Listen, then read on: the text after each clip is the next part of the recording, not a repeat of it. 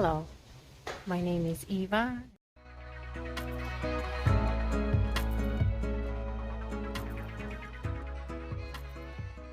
Let me take you on a flower garden tour. In the first part of the tour, I showed you my front garden. Now let me show you the back part. This first flower bed has a lot of plants, but they haven't filled in yet. There's some gazania,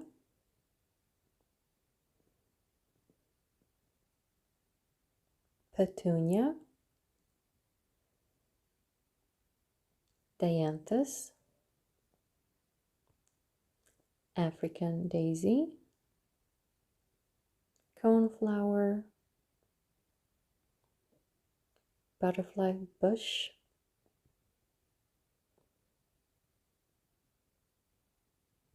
vinca, marguerite daisy, and English daisy. Along the arbor vitae, I have lots of lamb's ear that is blooming. These tall stalks attract pollinators, especially bumblebees. There are some violas, more vinca.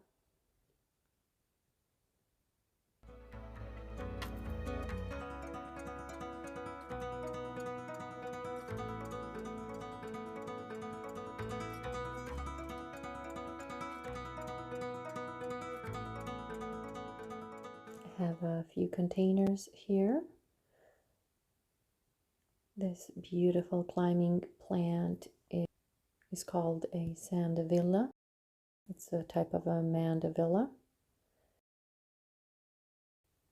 And in this shade container, I have variegated ivy, some violas, and an oxalis, a type of a clover.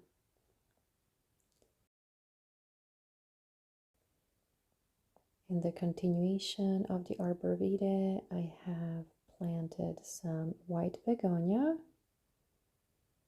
and a juga as the ground cover.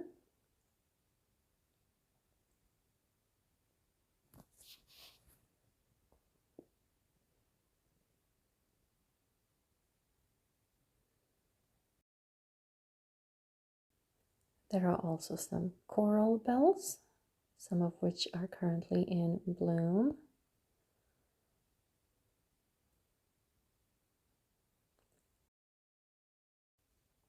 This is yarrow. And some dainty lobelia. On either side of this arbor, I planted sweet peas. However, they have only bloomed on one side. The other ones are quite behind.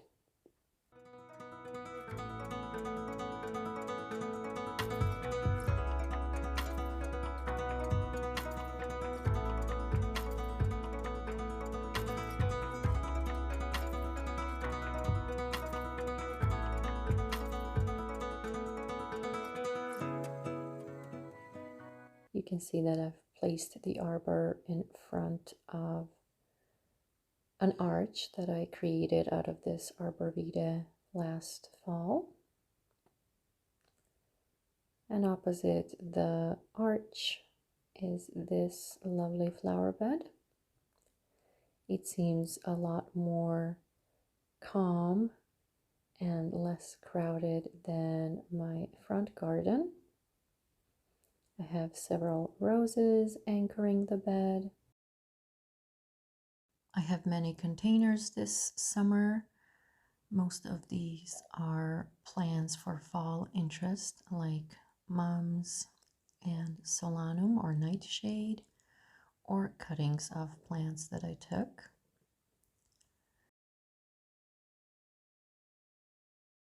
Now this flower bed has lamb's ear, violas, and pansies.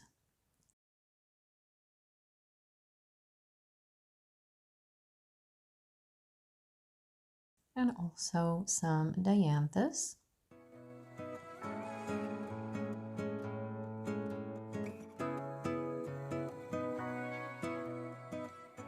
Over here you can see very floriferous impatiens. And these here haphazardly placed containers are in sort of a quarantine because each one has a different kind of pest or a different type of issue. I did want to point out these beautiful dainty flowers on the Gora. Here are a couple of different views of this flower bed, which is largely dominated and framed by the beautiful hydrangea bushes. They look absolutely spectacular this year.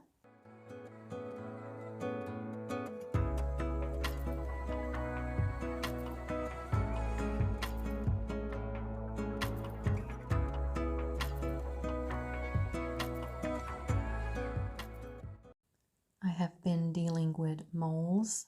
They pretty much dug up the entire bed.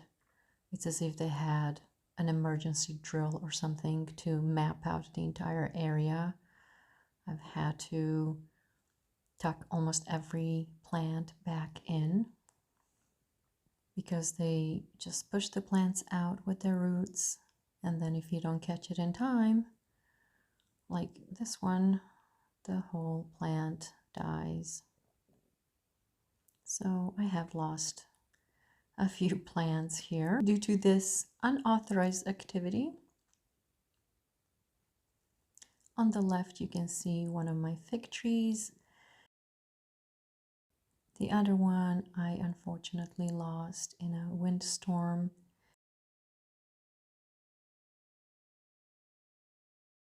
It split in two halves and I just didn't think there was any chance of saving it. Here I have an unassuming container with pampas grass. And in the background are some of my daylilies, which were way too tall for the flower bed they were in last year.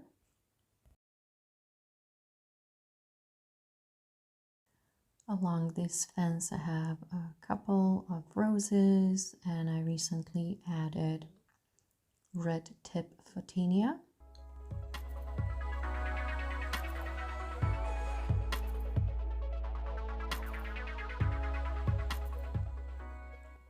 There are some beautiful pink blooms on the Anderson's Hebe or Veronica.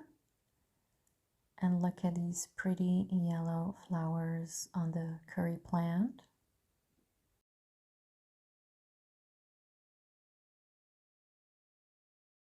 They add very interesting movement. I have more pansies. Gorgeous ice plant. And this here is blue globe thistle. They currently have just a slight blue tinge, but it will get more intense. Isn't it incredible?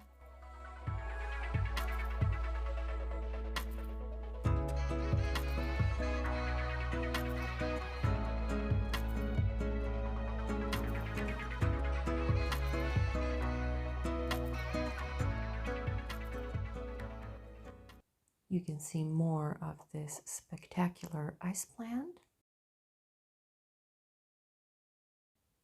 and bright yellow lilies.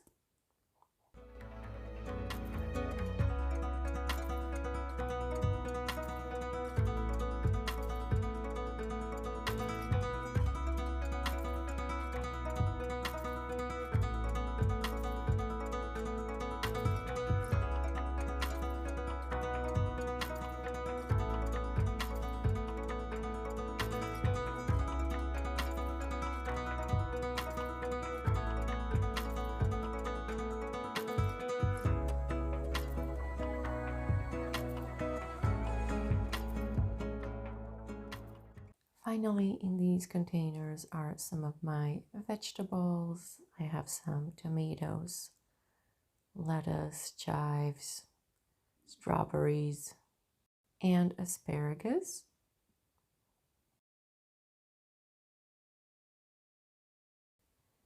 And underneath these arbor vitae. Up until recently, there was nothing but soil. So I decided to grace it with 3 different varieties of heuchera.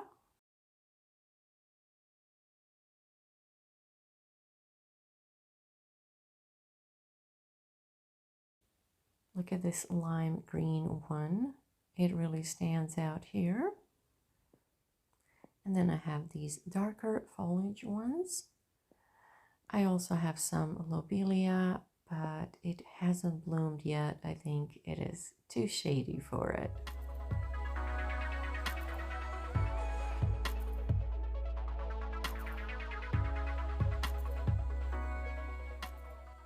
Well, dear fellow gardeners and garden enthusiasts, thank you so much for joining me in this video, and I look forward to seeing you in the next one.